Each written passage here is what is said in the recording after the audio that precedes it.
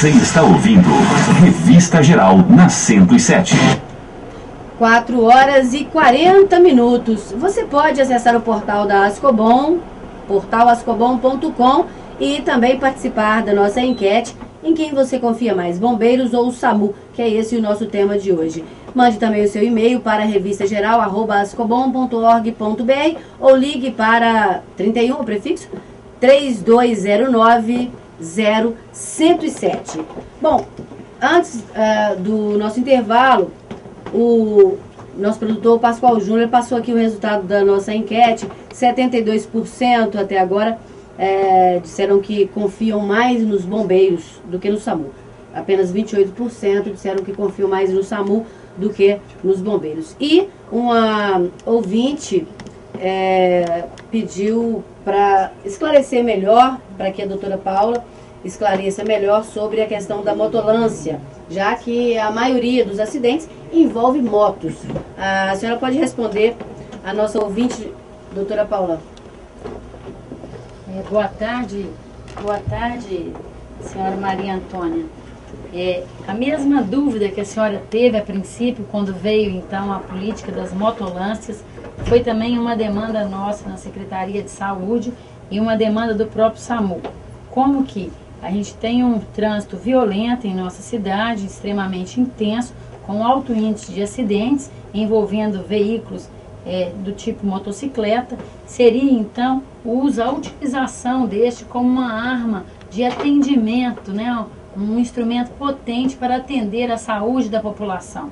Isso foi realmente uma demanda nossa, logo que veio esse projeto então das motolâncias, e por conta disso mesmo, eu não sei se a senhora prestou atenção no que nós falamos da motolância, nós pensamos em desvirtuar o serviço que ela prestaria um serviço então em áreas onde não se tem esse trânsito intenso, porque nestas áreas é previsto que não se tenha ruas, é previsto que usaríamos esse recurso onde o acesso por meio de ruas é difícil, principalmente então nas vilas, onde as ruas são extremamente estreitas, não dá para passar os nossos veículos, nem as nossas unidades, nem tampouco as unidades do bombeiro.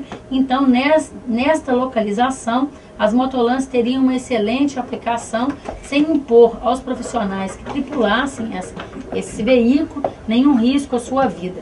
Então, foi pensado por nós a melhor ação dessa motolância seja, na verdade, ter atenção ao ponto onde o acesso é difícil, por dificuldade de locomoção de veículos.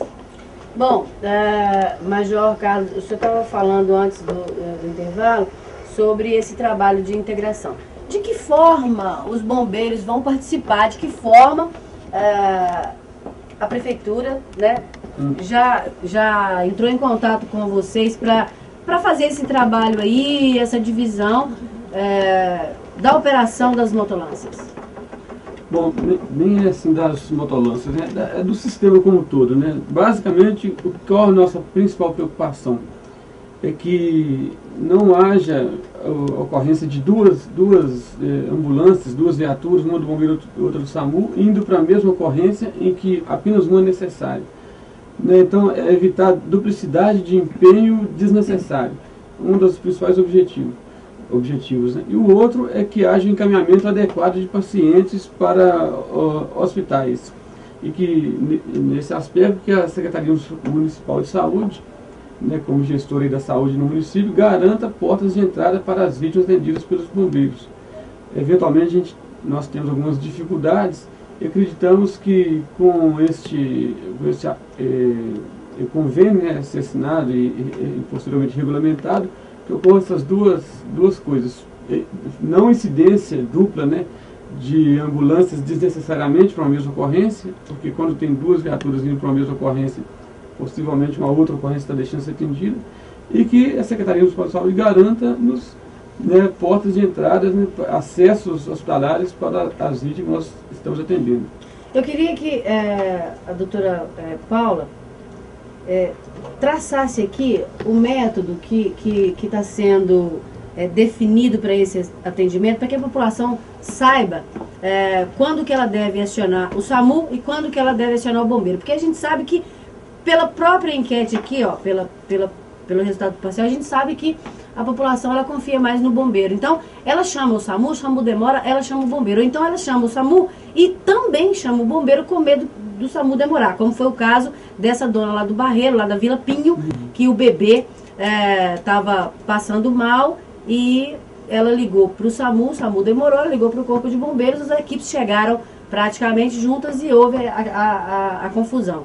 E aí eu queria que a senhora dissesse como que isso vai funcionar, uma vez que há uma definição de papéis bem clara em relação ao Corpo de Bombeiros. A gente sabe que o bombeiro é especialista em atendimento em socorro, em primeiros socorros, e também em questão de politraumatismo, em acidentes, facada, tiro, enfim, pessoa que está sob escombros, ele tem como chegar e prestar ali os primeiros socorros antes do paramédico chegar. E o paramédico, a gente sabe que, em compensação, um bombeiro não está apto a uma patologia comum, né? A pessoa tem um infarto, ou tem um derrame, não sei. O bombeiro pode ter um treinamento de primeiros socorros ali, mas não tem um equipamento específico, talvez, como no caso da unidade de suporte avançado, que o SAMU tem. Enfim, o que eu quero é que a senhora esclareça como é que vai funcionar, como é que vai ser distribuído, né, esse atendimento, se vai ser feita uma triagem para saber quem é que pode ir mais rápido, quem é que pode resolver o problema do cidadão mais rápido, porque o cidadão ele não quer saber quem é quem e o que é que vai fazer, não. Ele quer o atendimento ali. O que está sendo previsto nesse convênio é traçar realmente qual seria a atribuição de cada uma das corporações. Isso, no momento que estiver bem estabelecido entre as duas forças, será amplamente divulgado à população, quando chamar um ou quando chamar outro. No caso específico do Barreiro, tem que ficar muito claro para os ouvintes, que, na verdade, ao ser acionada, o SAMU empenhou 2 unidades, uma de suporte básico, que teria a capacidade de chegar mais rápido à cena, ao local onde a criança estava, e uma de suporte avançado, com o médico, de acordo, então, com o relato que foi passado pela pessoa, pela mãe, né, que foi a pessoa que acionou o serviço, e que quem chegou primeiro à cena foi o SAMU. O bombeiro chegou realmente depois.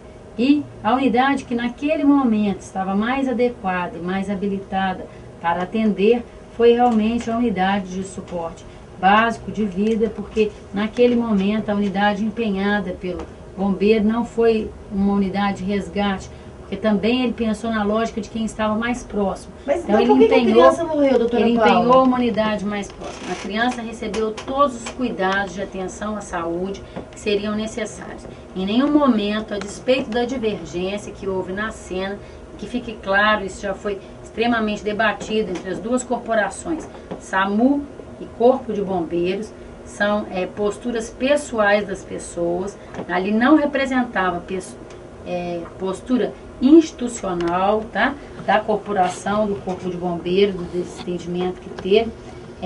Então, em todo momento, as atitudes necessárias, então, a preservação da vida, a assistência da vida daquela criança foram tomadas e tomadas também pelas duas corporações, porque a despeito do desentendimento, 2 integrantes do Corpo de Bombeiro ajudaram, então, o tempo todo as manobras de salvamento daquela criança. Então, na verdade, os ouvintes têm que ficar claro que quando existe esses desentendimentos entre as duas corporações, eles não representam a vontade institucional nem de um e de outro.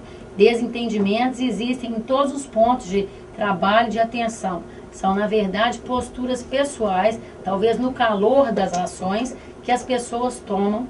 Então, o evento citado por você de agressão, isso também já ocorreu de uma outra forma, né? Corpo de Bombeiro agredido profissionais da saúde. Então, que fique claro que são, assim, agressões físicas também.